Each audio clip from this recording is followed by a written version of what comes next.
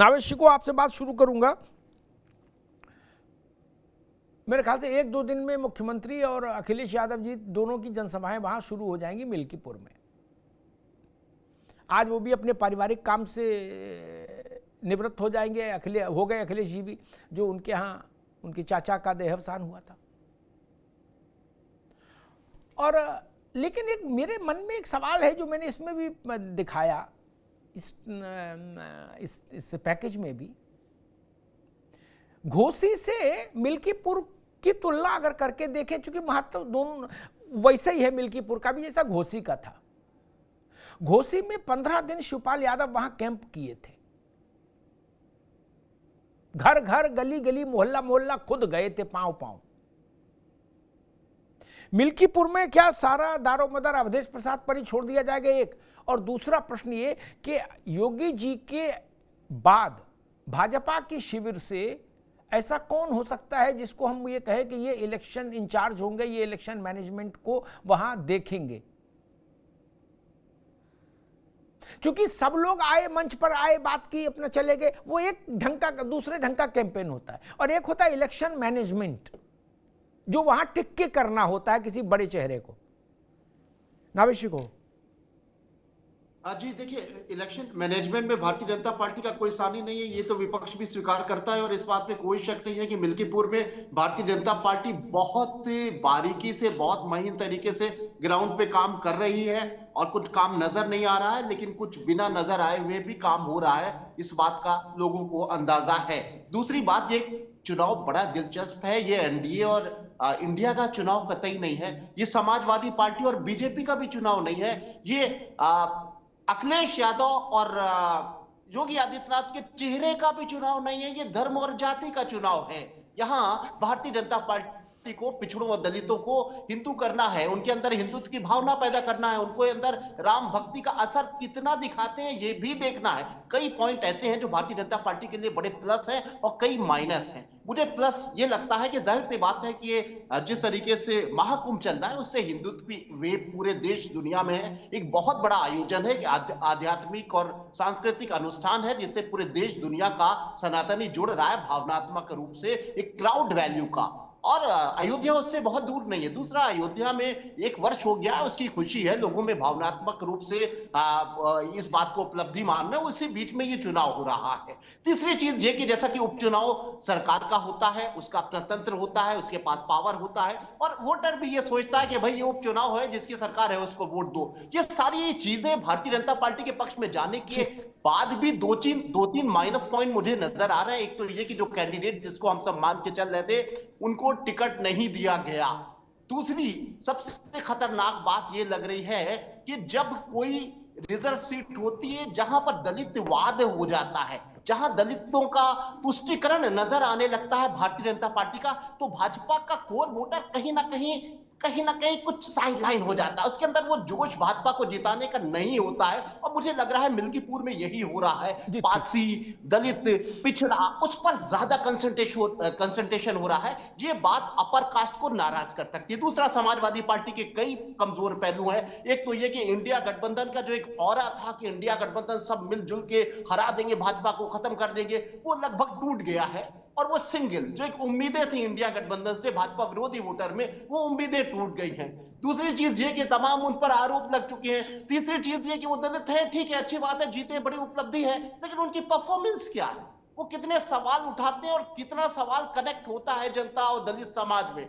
बहुत सारी इस तरह की चीजें हैं। इसलिए इस चुनाव के बारे में बड़ा अंधेरा और बड़ी धुंधली तस्वीर है। और मुझे लगता है ये बड़ा दिलचस्प ये मुकाबला है, और कहीं ना कहीं ये जाति और धर्म के बीच की लड़ाई है, जिसमें दलित समाज को कैसे प्रभावित। ठीक है नावेद बाबू, जैसे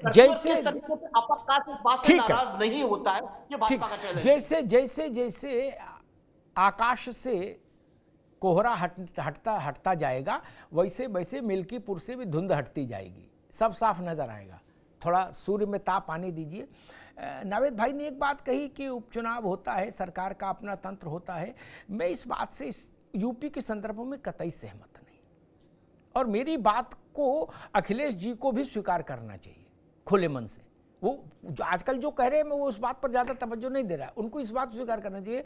आप गोरखपुर लोकसभा जीते, आप अतीक वाली इलाके से उसी समय जीते वहां फूलपुर से, तब सरकार आपकी थी नहीं, अधिकारी आपके थे नहीं, तब आप घोसी जीते। आपने तो घोसी के लिए भी कहा था कि पूरी सरकार घोसी में बैठी है आकर, बड़ा भारी अत्याचार है। उसके बाद घोसी जीते। तो जहां आप जीते वहां गप, और जहां हार गए बोले यहां तो वोट ही लूट लिया। अभी अवधेश प्रसाद करे थे नंगा नाच, अब कपड़ा पहन के नाचेंगे, नंगा नाच है, ये तो हम नहीं जानते, ये तो अवधेश बाबू जाने। लेकिन कुछ आपके कर्म भी होने चाहिए ना वोट के लिए, कि नंगा नाच कह के अपनी जान बचा लोगे। खैर संजय राणा जी, वही मसला, मिल्कीपुर का जो मैसेज वाला महत्व है वो बड़ा है। अन्यथा तो एक सीट है, वो भी बाई इलेक्शन की 2027 तक के लिए एमएलए चुना जाना है, कोई बहुत बड़ी चीज नहीं है। लेकिन लड़ाई ऐसी है कि जिसमें बिल्कुल तलवारें खिंची हैं और लग रहा है कि योगी आदित्यनाथ वर्सेस अखिलेश यादव हो रही लड़ाई। और जो नावेद ने उसमें जोड़ा वो भी महत्वपूर्ण है कि दलित भाजपा के साथ कितनी मजबूती से हैं या नहीं है, इसका भी एक टेस्ट है मिल्कीपुर। संजय राणा।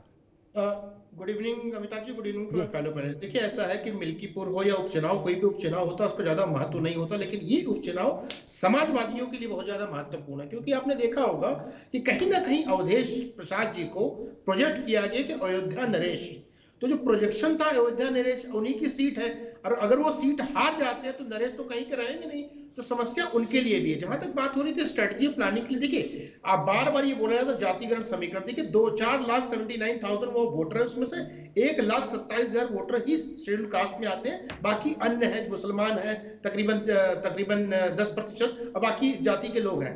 वो समीकरण नहीं रह गया कि सिर्फ जात के बल पर। देखिए जो लोकसभा का इलेक्शन अमिताभ जी हुआ था वो कहीं ना कहीं सिगुफा था, जिसको छोड़ा गया था कि अगर ये 400 पा जाएंगे तो संविधान को बदल देंगे। उस सिगुफा में ये सीट निकल गई थी, लेकिन जरूरी नहीं है कि सीट सिगुफा में निकल जाए। और बाबा जो गोरखनाथ थे, जो पुराने कैंडिडेट 2022 में लड़े थे, उनकी भी कहीं ना कहीं एक इमेज थोड़ी सी उस समय डेंट थी, जिस समय चुनाव लड़ा जा रहा था, 2022 के संदर्भ में चर्चा कर रहा हूं, तो वो चीजें बदल चुकी हैं नो डाउट। जैसे आप जानते हैं कि भारतीय जनता पार्टी का जो इलेक्शन मैनेजमेंट उसको बहुत सही तरीके से उतार रहा है। और जहां तक बात हो रही थी कि ये हिंदू मुस्लिम या धार्मिक चीजें होंगे, मुझे नहीं लगता है धार्मिक चीजें, सबको अच्छी तरह पता चल गया है कि जो समाजवादी किस लाइन पे चल रही है और भारतीय जनता पार्टी किस लाइन पे चल रही है।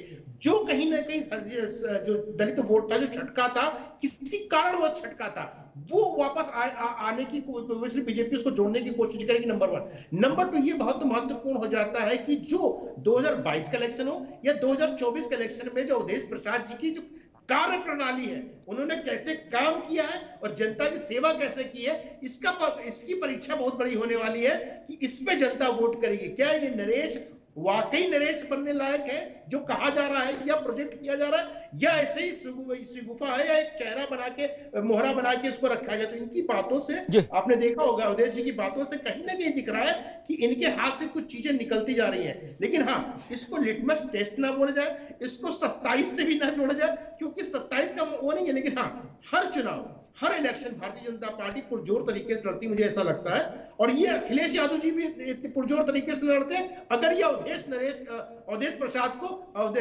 नरेश का साबित किया। ठीक है संजय राणा। अशोक यादव के पास चलूंगा। भैया अशोक जी, एक छोटा सा प्रश्न है, मासूम। अगर मिल्कीपुर आप जीते तो जीत अखिलेश यादव और समाजवादी पार्टी की होगी कि अवधेश प्रसाद की होगी? क्योंकि मेरी नजर में अवधेश प्रसाद चुनाव लड़ रहे हैं। क्या व्यवहारिक तौर पर, तकनीकी तौर पर बेटा लड़ रहा, पर्चा बेटा के नाम से भरा, लेकिन चुनाव अवधेश लड़ रहे हैं। और अगर पराजित हुए तो पराजय समाजवादी पार्टी की होगी, साइकिल की होगी, अखिलेश जी की होगी, या अवधेश प्रसाद की होगी? बोले भाई जो किया, जो बोया सो काटो, पार्टी क्या करे? अशोक जी नहीं जी, चूंकि वो आपके पोस्टर बॉय हो गए अवधेश बाबू। अमिताभ जी, इस सवाल का जवाब हमारे राष्ट्रीय अध्यक्ष जी ने अभी 2 दिन पहले ही दिया था। उन्होंने कहा कि वहां पे पीडीए परिवार का एक सदस्य लड़ रहा है और उस समाजवादी परिवार और पीडीए परिवार का एक सदस्य लड़ रहा है, तो जीत भी होगी समाजवादी और पीडीए परिवार की होगी, हार भी होगी तो समाजवादी और पीडीए परिवार की होगी। इसमें कहीं से हम लोग नहीं, एक अशोक भाजपा भैया के 30 सेकंड लूंगा, अशोक भाई 30 सेकंड लूंगा, फिर हमने तो आपकी मदद करने की कोशिश की, और जरूरी नहीं कि राष्ट्रीय अध्यक्ष जी को सब चीज हर वक्त याद रहे। वहां तीनों पीडीए वाले लड़ रहे हो, अरविंद केजरीवाल के शब्दों में कट्टर पीडीए वाले लड़ रहे हैं, डबल डोज पीडीए वाले, तब क्या करोगे? आप अकेले पीडीए का झंडा लेके चल रहे हो, वहां चंद्रशेखर तक पीडीए चल रहे हैं, और एक पीडीए छोड़ो, पीडीए तो बड़ा तंबू है, वो तो माइक्रो मैनेजमेंट जात भी एक मिला दी, जात से जात मिलाते चलो, मिल्की पुल लड़ाते चलो, क्या इनका पासी उनका पासी, उनका भी पासी। अशोक जी, तब ये तो बात ही खारिज हो गई कि पीडीए परिवार के लड़ रहा, ये बोलो पासी परिवार के 3 नौजवान लड़ रहे हैं। अमिताभ जी, मैंने 2 बातें बोली थी। मैंने कहा पीडीए परिवार का और समाजवादी पार्टी का, दोनों बातें मैंने एक साथ क्लब करके बोली थी, मैंने अलग अलग नहीं किया था दोनों को। खैर वो बात तो अपनी जगह है। देखिए वहां पे जो स्थिति है मिल्कीपुर में, एक मैं अभी देख रहा था, दीवार फिल्म आई थी 1975 में, उसमें एक डायलॉग था विजय का कि मेरे पास पैसा है, बंगला है, गाड़ी है और नौकरशाह हैं, हम शाह अपने से जोड़ते रहे, क्या है तुम्हारे पास? तो रवि जो ईमानदार अधिकारी रहता है वो कहता मेरे पास माँ है।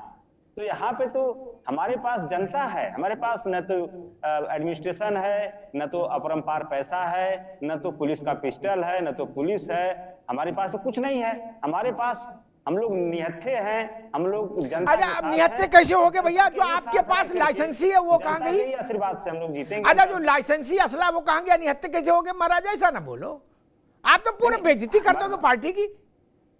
हमसे अच्छा भैया, हम तो इटावस जान रहे, निहत्थे कैसे हो जाएंगे? सबकी गोट में है, देसी हो विदेशी हो कोई हो। देखिए अमिताभ जी, वो देसी विदेशी हमारे माता बाबा जब आए थे वहां से सर्वे करके संभल से, तो देसी विदेशी सब बता दिए थे। वो सब प्रकरण छोड़ दीजिए उसको कि देसी विदेशी कहाँ कहाँ जमा होता है, मालखाने में कहाँ इस्तेमाल होता है, उन्होंने सब बता दिए नेता प्रतिपक्ष हमारे। खैर देखिए मिल्कीपुर की स्थिति सब कुछ के बाद भी, जो मैंने कहा कि समाजवादी पार्टी के सामने क्या क्या चीजें हैं, इसके बावजूद भी आपने घोसी का सवाल खड़ा किया था। घोसी में इतने सबके बाद भी, मैं तो आजमगढ़ का रहने वाला, मैं देख रहा था अपने यहाँ होटल कोई नहीं बचा था, जहां पे डिप्टी सीएम और दोनों डिप्टी सीएम, सारे पुलिस के अधिकारी, सारे प्रशासन के लोग, कौन बचा था जो नहीं आया था? कोई नहीं बचा था। लेकिन और पियर का चाचा भी थे, सब लोग लगे थे भाई। लेकिन उसके बाद भी लगभग 42,795 वोटों से सुधाकर सिंह जीते। अगर इतना सब लफड़ा नहीं हुआ होता तो 1,42,000 से जीतते हो। आपने कहा ना कि कैसे जीत गए, तो जीते वो 42,795 वोटों से। लेकिन अगर ये सब प्रेशर नहीं रहता, ये सब जबरदस्ती का नहीं रहता, तो 1 लाख उसमें प्लस हो जाता। अमिताभ जी, मैं ईमानदारी से बता रहा हूँ, ऐसा नहीं कि मैं ऐसे बोल रहा हूँ, ईमानदारी से बता रहा हूँ मैं आपको। और यही स्थिति मिल्कीपुर में भी होने जा रही है। लाख उनके पास संसाधन है, लाख गुंडाई है प्रशासन की, लाख पिस्टल पुलिस है, लेकिन उसके बाद भी हमारे पास जनता है, और जनता जिसके साथ रहती है जी, ठीक, बाहुबली वही रहता है। ठीक, हमारे पास जनता है, ठीक, बिल्कुल बिल्कुल। वो आपने फिल्म का डायलॉग बता दिया कि तुम्हारे पास क्या बोले, हमारे पास माँ है, बताइए, उसी में सारी बात आ गई।